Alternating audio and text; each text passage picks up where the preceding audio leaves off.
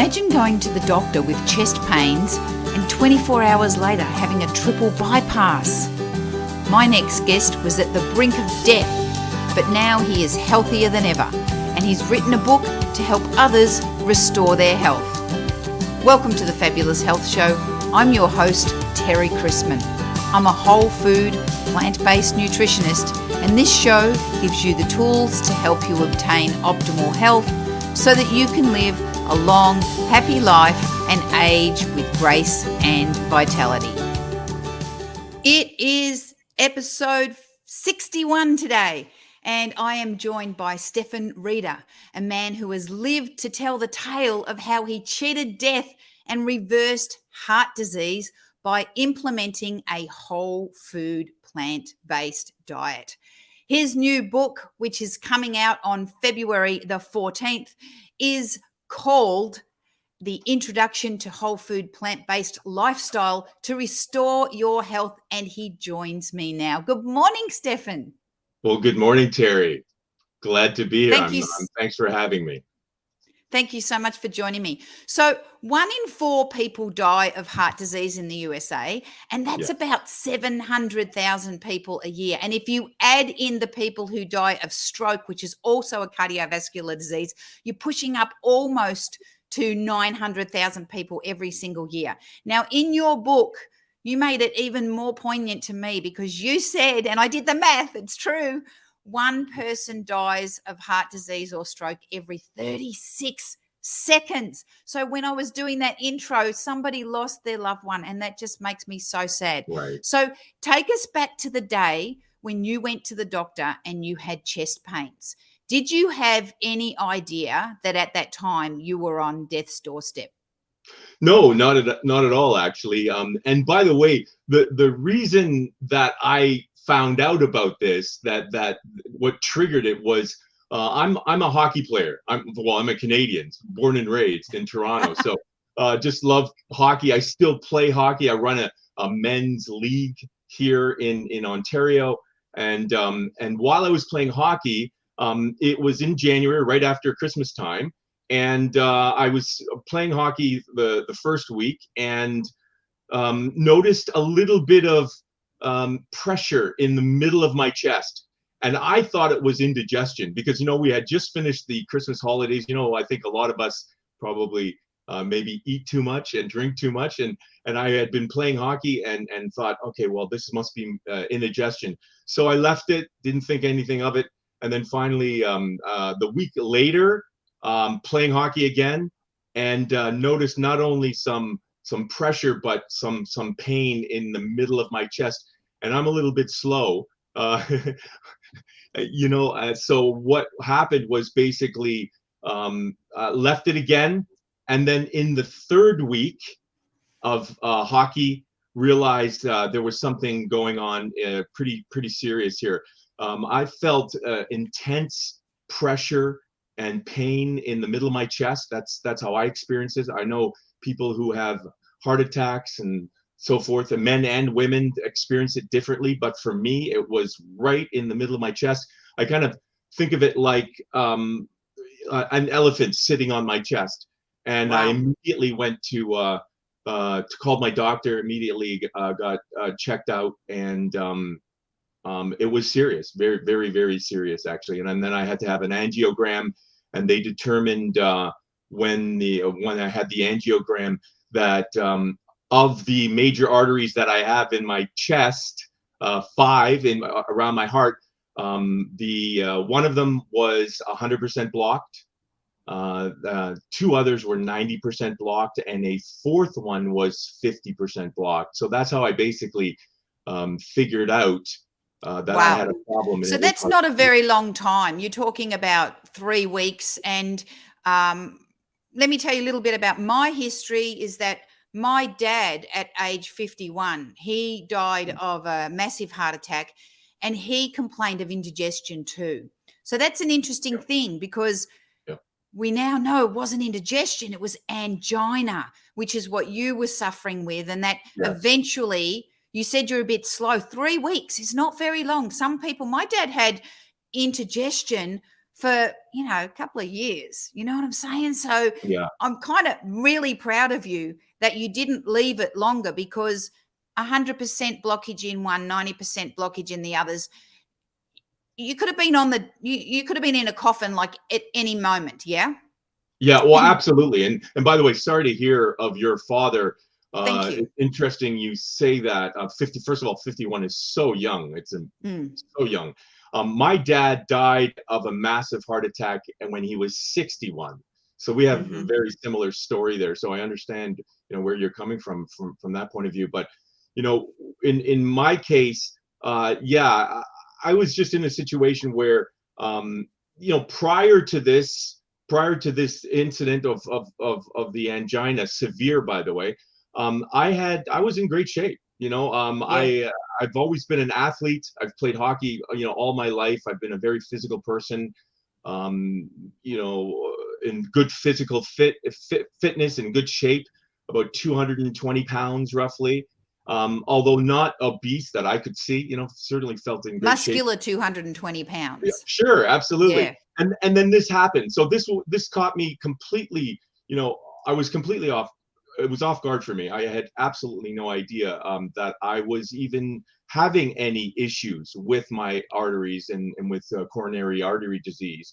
And prior to the surgery, I had had an appointment with my doctor, who happens to be the surgeon at St. Michael's Hospital in Toronto, and he was looking over the charts, and at this point, by the way, when I had seen the doctor, I couldn't walk probably 20 paces without severe angina, without severe chest pain. I would have to stop. At that point I had a nitroglycerin spray that I could spray under my tongue.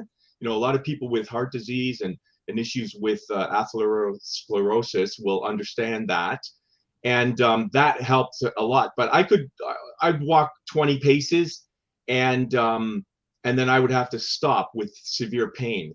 So the Wow. doctor was looking at the charts and so forth, and he basically in the middle of the appointment got up and started making phone calls, which I thought was a little odd. But I sat there, and then he came back and told me to go home, get things in order, because he had rearranged his schedule. He was a surgeon. He had rearranged his schedule for 7 a.m. the next morning to get the surgery, the open heart surgery, because he basically said he didn't want me walking around because of the severity of what I had. And so I had to have that surgery. And by the way, in the surgery as well, um, as my wife tells me, I was under for 10 hours. And the Wow. reason That's for a long that time. was I had some internal bleeding, apparently, and they did not wake me up, after they had done the surgery. And it took 10 hours. And I was told that I was about a half an hour just prior. If I had lasted another half an hour in that condition, they were going to wheel me back in the operating room, open me up again, and figure out what was happening. And fortunately, that internal bleeding had stopped after the 10 hours, and they were able to revive me.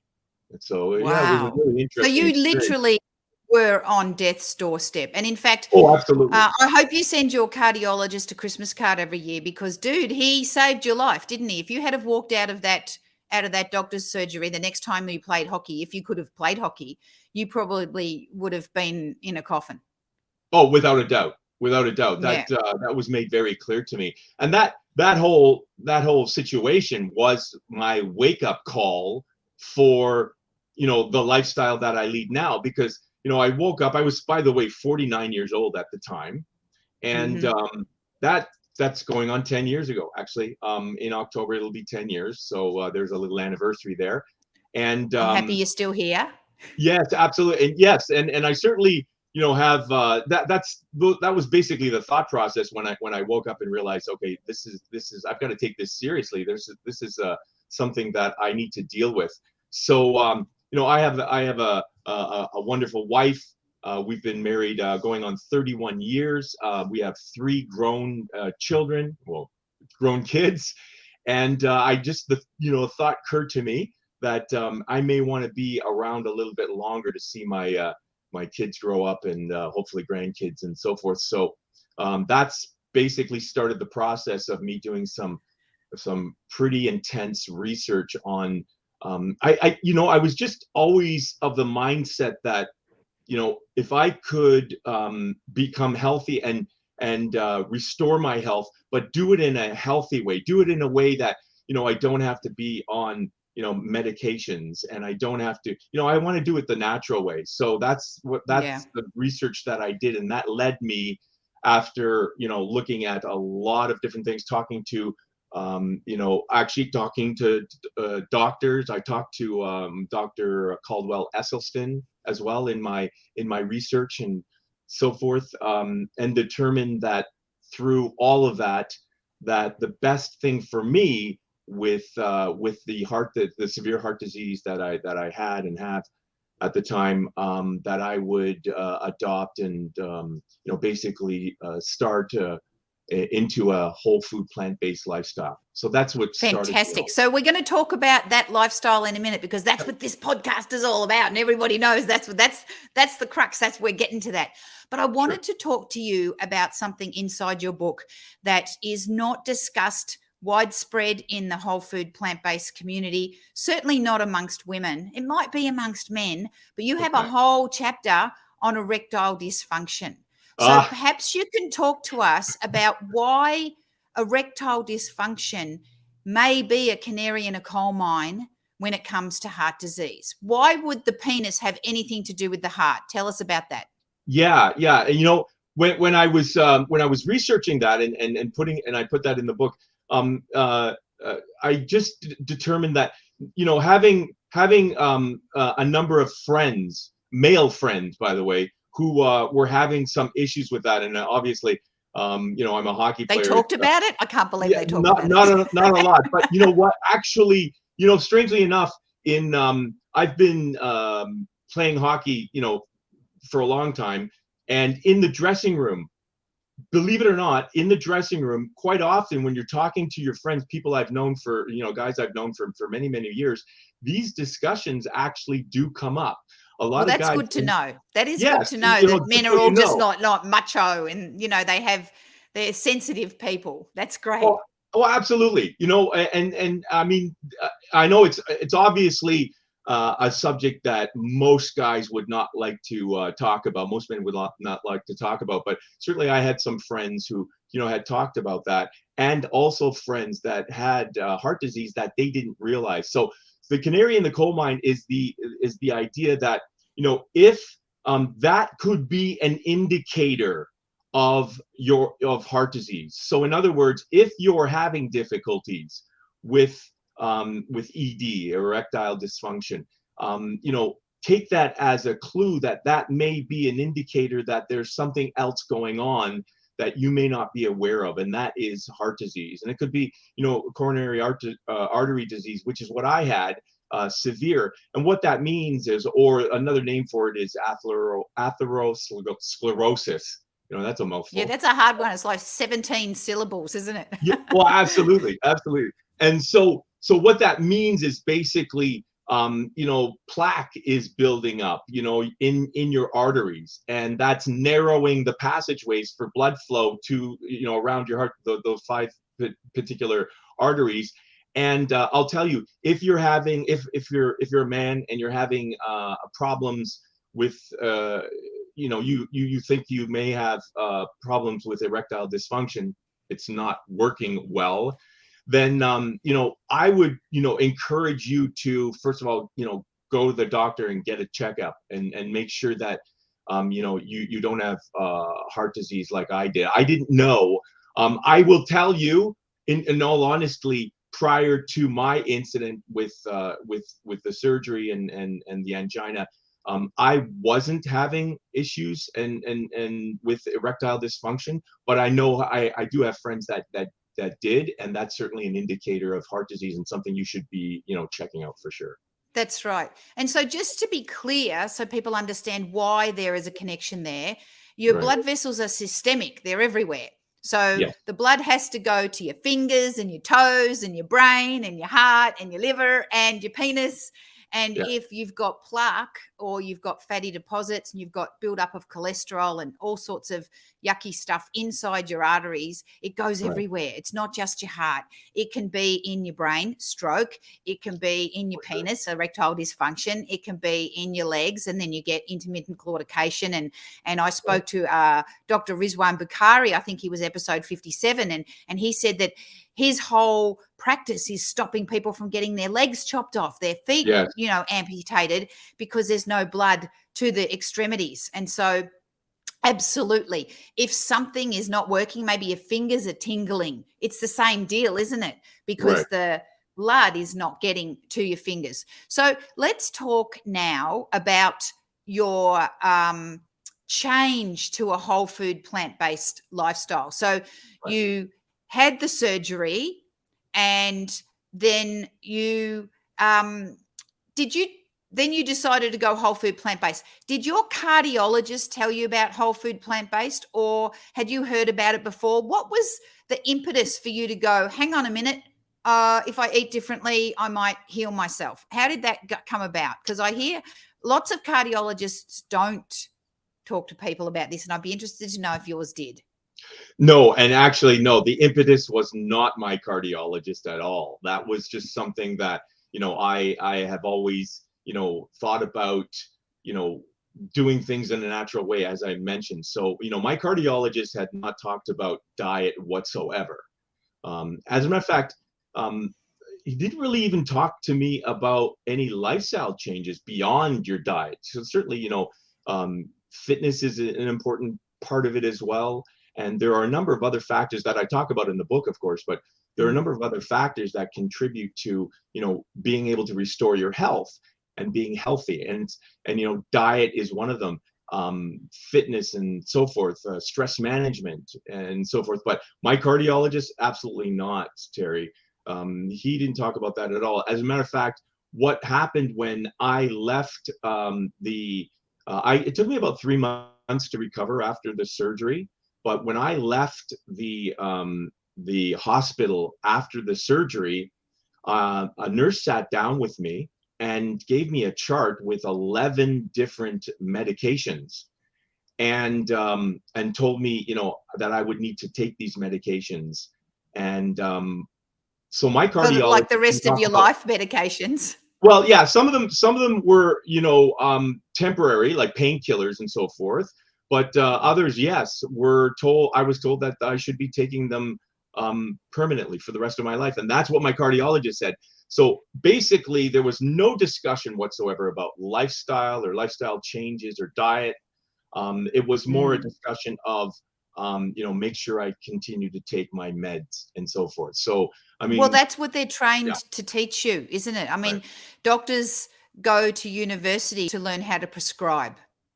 And unless they become a fellow of the American College of Lifestyle Medicine, they're not going to learn about nutrition, and they're not going to learn about prevention, because guess what? Prevention doesn't make them any money, does it? Doing the surgery makes them the money. And medication. So I want to ask you this is probably the elephant in the room. You said you were fit. You said you were, playing hockey all the time. You said you were interested in natural remedies and whatnot. So how did you get heart disease in the first place? You know what? Now that I know and I've done the research, I think people need to be aware that, this is not the type of thing, what accumulated in my arteries, the plaque and so forth, and the heart disease, was not something that happened over a period of a few weeks or even a few months. This was something that happened and started to happen early in life. In my teens and in my 20s and so forth. You can already start the progression of heart disease can already start at that time. So, it's something. How did I know? I didn't know, because what happens is, I understand that about 70%. So if you have coronary artery disease like I did, and your arteries are starting to develop a plaque in the blood flow. So you're getting blockages in some one or two or all of your major arteries. Then I understand that you can be asymptomatic. You don't know anything. You don't feel anything until sometimes up to 70% blockage, because that's what happened. That's what happened with me and a lot of people. Like, I didn't really feel anything until it was extreme. So I think people people need to understand that this is not something that happens over a short period of time. This is something that usually would happen over your lifetime, and it's a result of your lifestyle. And what I mean by that is it's the type of things that you do. One of the doctors that I follow that was like basically an inspiration for what I did in my book is Dr. Dean Ornish. His book in particular that I've read a few times, The Spectrum. But he talks about a number of different factors that contribute to heart disease. And, one of the main ones, of course, is your diet. What are you consuming? What are you eating? We hear that acronym, the SAD diet, which is the Standard American Diet. Well, if you're eating the Standard American Diet, it has been shown that if you continue to eat that, as an adult and so forth, that increases your risk of heart disease tremendously. So, we talk about your diet. We can talk about stress and stress management that can contribute to it. We talk about fitness, breath work, and so forth. All things that I kind of talk about in the book, because it's not just one thing, and that can accumulate over many, many years. So. Yes, absolutely. So you also talk about human connection, love, and a sense of belonging. And I thought that was just a beautiful thing for you to include in your book. I'm writing a book myself, and it's all like food. But Right. it's your life, isn't it? And your life has to be healthy, not just what goes into your body as food. So can you elaborate why the sense of love and connection is beneficial not only to your emotional health, but you're talking about physical health? How does that correlate? Yeah, it's a great question and really important. And I think a lot of people don't realize how important it is. And I call it love and support. It can be love and belonging, love and connection. And I know, Terry, I've watched some of your podcasts, and you talk about this as well. You talk about the diet, nutrition. I understand that. And you talk about stress management. You talk about behavior and love and connection. But yeah, it's one of the 5 components. So in the book, I talk about the whole food, plant-based lifestyle, how 5 healthy habits can help you to restore your health. And one of those 5 healthy habits is what I call love and belonging, loving and lovingness and so forth. Because here's the thing. We as humans, my understanding in the research, and I mean, it's pretty obvious, over time, we have always thrived in group settings. As we've been part of a tribe or part of a clan. We've been part of groups. We help each other. To know that you're part of a group, an association, and nowadays it could be, you're a part of your church, or you're a part of, a particular association or a group or a Facebook group or whatever. But to know that you're part of a group where you're accepted for who you are, you're appreciated for who you are, and you're loved and so forth. So that whole process of being part of a group, and it helps us to thrive and contributes to our, optimal health.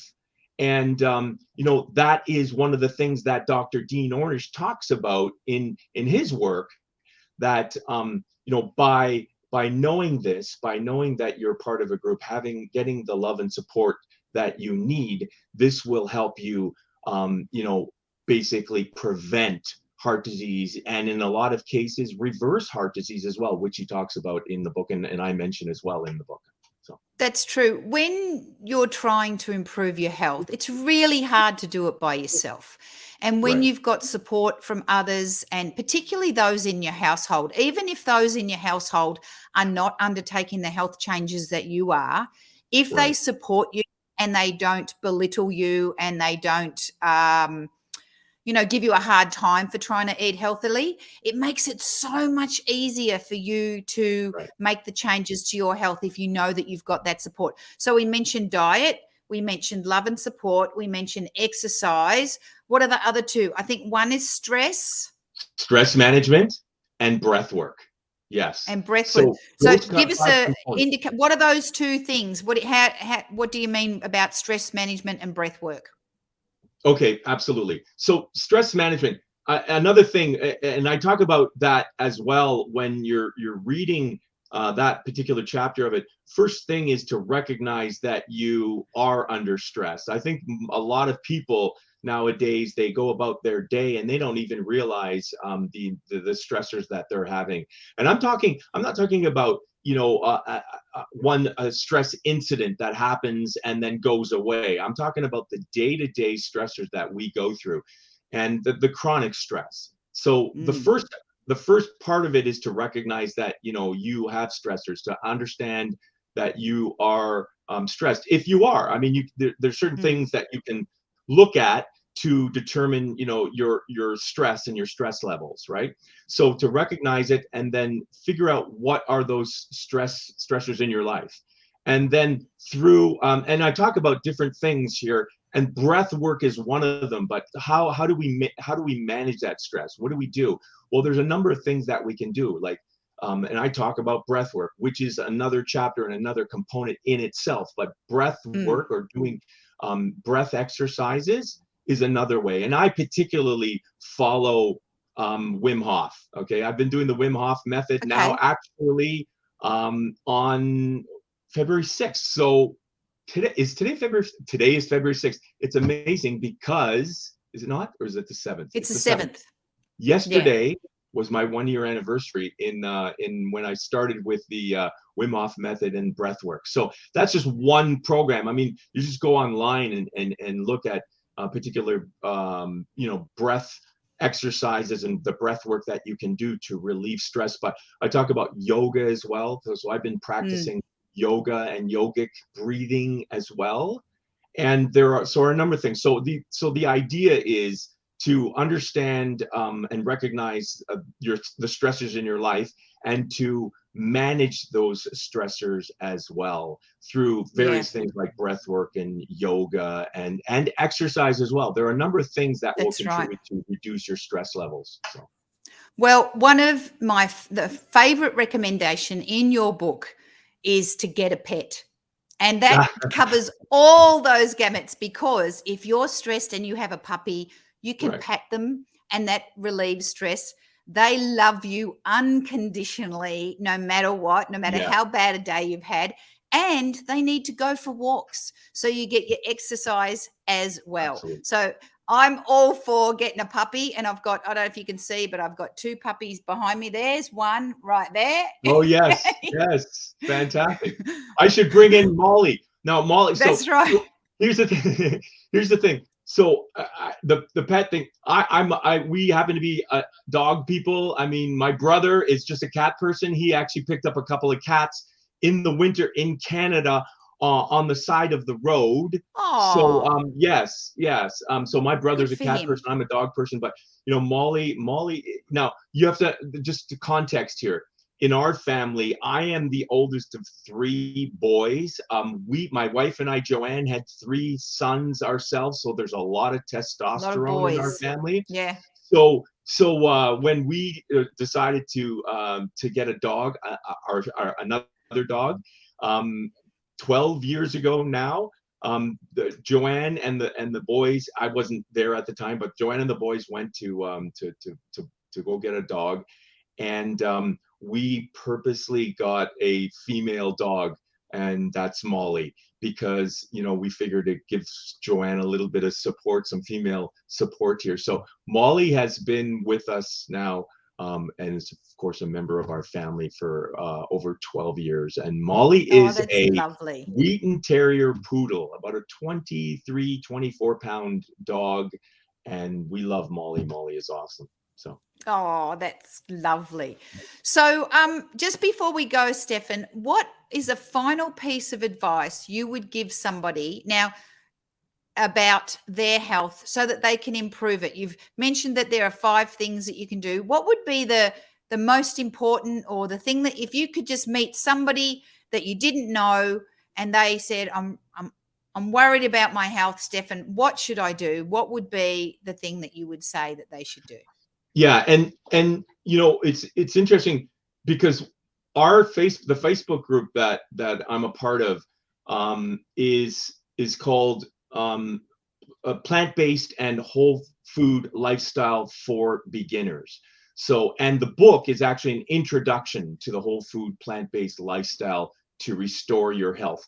So what I want to do is focus, and what we have been doing is focusing on and helping people that are new to this. They may not even understand the benefits that they can get from adopting a whole food plant-based lifestyle. So one of the most important things, and I know there are going to be people who have followed a whole food or plant-based lifestyle for a long time, but we've kind of focused on people that are like looking at it and researching it. So certainly they can do some research or come to our website and be a part of that community as well. But I would say the most important thing is to understand that the research is out there, and clearly through the work of Dr. Caldwell Esselstyn and Dr. Dean Ornish, Dr. Barnard, Dr. Michael Greger. If you look at any of their work, you'll see that in my opinion, in the opinion of a lot of researchers and doctors, that the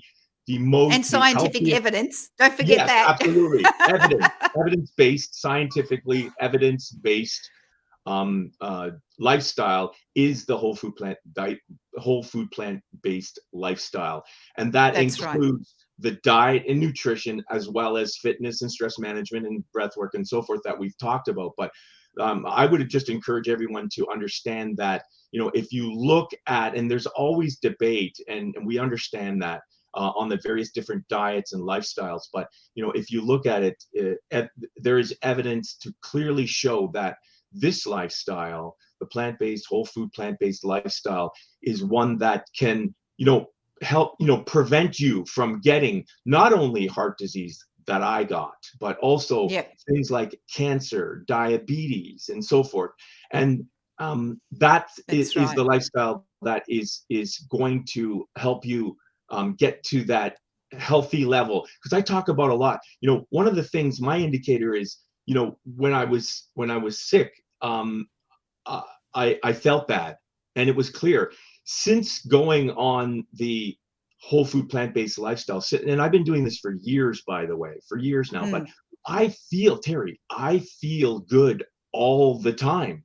And I cannot remember the last time I've been sick, even during COVID, and in my household, my wife, who has sometimes adopts the lifestyle and then sometimes doesn't, but my wife has been ill.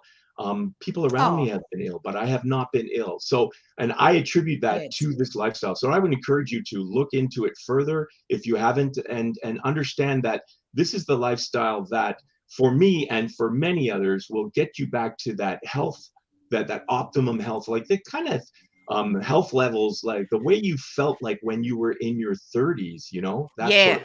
So yeah, absolutely. And the thing is, the human body is such an amazing machine. It tolerates so much abuse, and you don't actually realize how much you're abusing it until you feel better.